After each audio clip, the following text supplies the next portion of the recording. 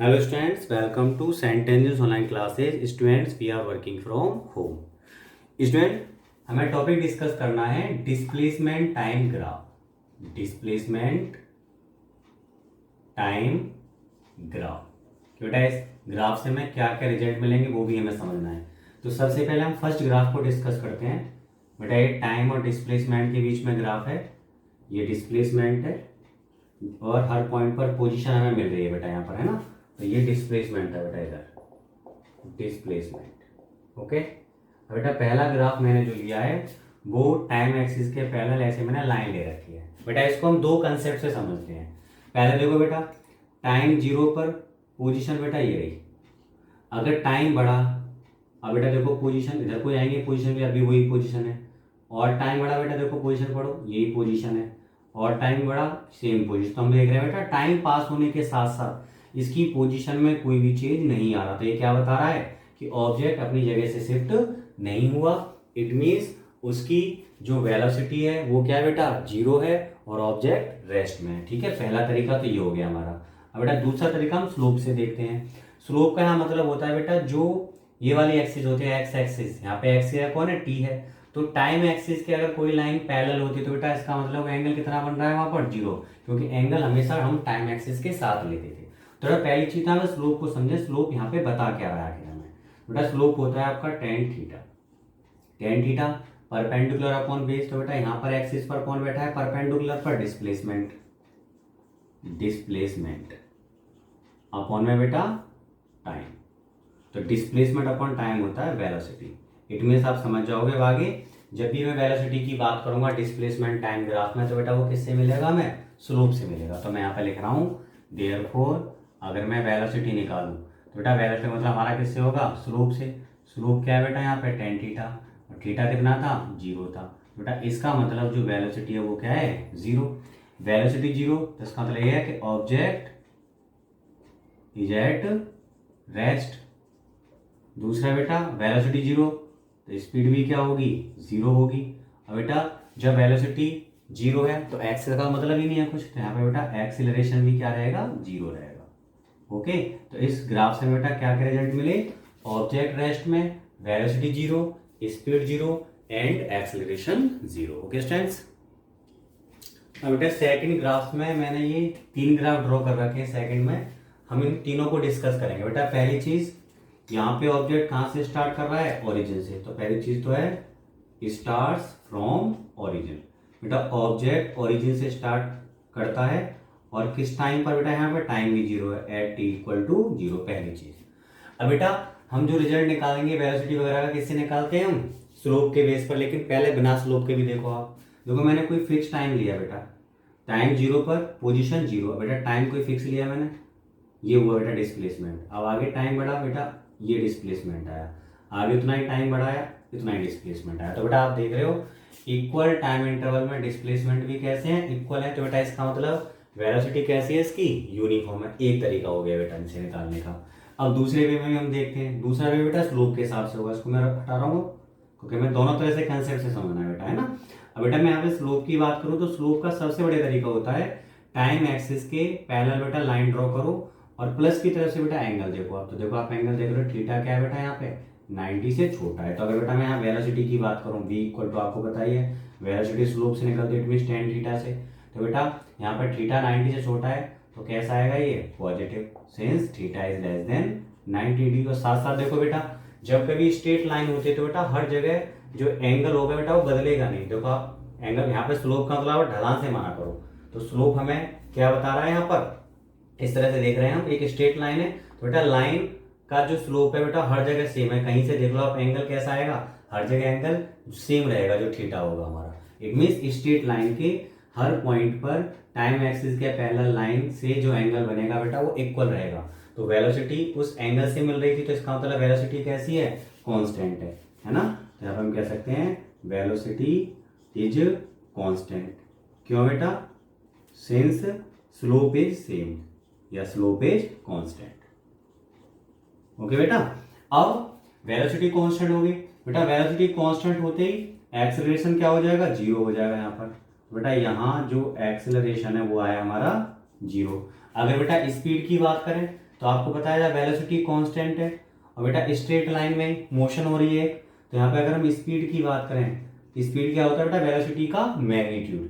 तो जब velocity constant है इसका मतलब बेटा यही हुआ, डायरेक्शन भी सेम और मैग्नीट्यूड भी सेम, इट मींस स्पीड भी कैसी होगी बेटा यहाँ से, कांस्टेंट, स्पीड इज कांस्टेंट। हमसे यहाँ रिजल्ट क्या क्या मिले हमें, यहाँ से ओरिजिन से चलना स्टार्ट करता है टाइम 0 पर, वेलोसिटी पॉजिटिव होगी, साथ साथ बेटा कांस्टेंट होगी, एक्सीलरेशन 0 होगा और स्पीड क्या होगी बेटा यहाँ पे, कांस्टेंट होगी। ओके, अब दूसरे ग्राफ पे चलते हैं। इस ग्राफ में आप देखो ऑब्जेक्ट बेटा यहाँ से चलना स्टार्ट करता है किसी टाइम से, ओके, और लेकिन पोजीशन क्या है बेटा, यहाँ पर 0 ही है, तो हम बोलेंगे स्टार्ट फ्रॉम ओरिजिन, ठीक है, बट टाइम बेटा 0 नहीं है। इट मीन्स कुछ टाइम पास होने के बाद ऑब्जेक्ट चलना स्टार्ट कर रहा है। इट मीन्स अगर माना मैं 10 बजे से ऑब्जर्वेशन लेना स्टार्ट करना है तो ऑब्जेक्ट 10 बजे के कुछ टाइम के बाद से चलना स्टार्ट कर रहा है ओरिजिन से। ओके स्टूडेंट्स, अब बात करते हैं बेटा यहाँ पर वेलोसिटी की, तो बेटा टाइम एक्सिस के पैरेलल लाइन ड्रॉ करो बेटा, यहाँ भी एंगल थीटा लेस देन 90 है और बेटा स्ट्रेट लाइन है इसलिए स्लोप चेंज होगा नहीं, तो बेटा यहाँ पर अगर हम वेलोसिटी देखें तो वो tan थीटा से मिलता है इक्वल टू पॉजिटिव। बेटा वेलोसिटी पॉजिटिव है एंड साथ साथ बेटा कांस्टेंट है, वेलोसिटी v इज कांस्टेंट। बेटा कांस्टेंट क्यों है velocity, since slope is constant, क्योंकि बेटा यहाँ पे स्लोप भी कैसा है, कांस्टेंट आ रहा है। ओके बेटा, यहाँ पे हमें एक रिजल्ट ये मिला। अब बेटा वेलोसिटी कांस्टेंट तो यहाँ भी एक्सेलरेशन क्या होगा, 0 होगा, मैं इसे रिप्रेजेंट कर रहा हूँ डायरेक्ट। और बेटा स्पीड, जब आपको पता है वेलोसिटी कांस्टेंट है तो स्पीड भी क्या होगी बेटा यहाँ पे, कांस्टेंट होगी। ओके, ये रिजल्ट आया बेटा इस ग्राफ से। अगर मैं इस ग्राफ की बात करता हूँ तो बेटा अब की बार टाइम तो 0 है लेकिन पोजीशन ओरिजिन नहीं है, उससे कुछ आगे है, तो यहाँ पे हम कह सकते हैं object starts at t equal to 0 at some distance from origin. बेटा ओरिजिन से कुछ डिस्टेंस पर चलना स्टार्ट करता है। ओके, उसकी जो पोजीशन है स्टार्टिंग की ओरिजिन से कुछ आगे है, इट मीन जहां से उसको मोशन स्टार्ट करनी थी वो वहां से नहीं चला बल्कि कुछ जगह या कुछ डिस्टेंस आगे से चल रहा है, स्टार्ट कर रहा है। ओके, क्योंकि उसकी जो लोकेशन है वो ओरिजिन नहीं है, टाइम तो 0 है बट ओरिजिन से कुछ आगे, इट मीन जहां से भी हमें ऑब्जर्वेशन लेना था जिस लोकेशन से, ऑब्जेक्ट उससे आगे खड़ा हुआ है। क्लियर हुआ बेटा। अब आते हैं स्लोप पर, तो लाइन ड्रॉ करो बेटा, यहाँ पे थीटा क्या है बेटा, 90 से छोटा है, इट मीन्स इस वाले केस में भी बेटा स्लोप 90 से छोटा, it means tan theta positive होगा तो वेलोसिटी पॉजिटिव आएगी, तो v equal to tan theta आता है बेटा, तो इक्वल टू यहाँ पे आया पॉजिटिव। क्यों, क्योंकि थीटा 90 से छोटा है। डायरेक्ट समझना है आपको, ये बार बार मैं इसको नोट नहीं करूंगा कि थीटा 90 से छोटा है बड़ा है, आपको खुद अंडरस्टूड होना चाहिए यहाँ से। उसके बाद बेटा स्लोप क्योंकि स्ट्रेट लाइन है बदलेगा नहीं, तो v इज कॉन्स्टेंट। बेटा वेलोसिटी कैसी है, कॉन्स्टेंट भी है, वेलोसिटी कॉन्स्टेंट होने बेटा एक्सेलरेशन क्या है, 0 और स्पीड भी क्या होगी, कांस्टेंट, स्पीड इज कांस्टेंट। बेटा हमें बहुत सारी इंफॉर्मेशन ग्राफ से मिल रही है। ओके स्टूडेंट्स, बेटा सेकंड पॉइंट में 2 ग्राफ्स हो रहे हैं हमारे टाइम और डिस्प्लेसमेंट के बीच। बेटा यहाँ पे देखो आप ध्यान से, पहली चीज देखो आप, टाइम 0 पर ऑब्जेक्ट बेटा यहाँ था, इट मीन्स ओरिजिन से दूर था, ठीक है।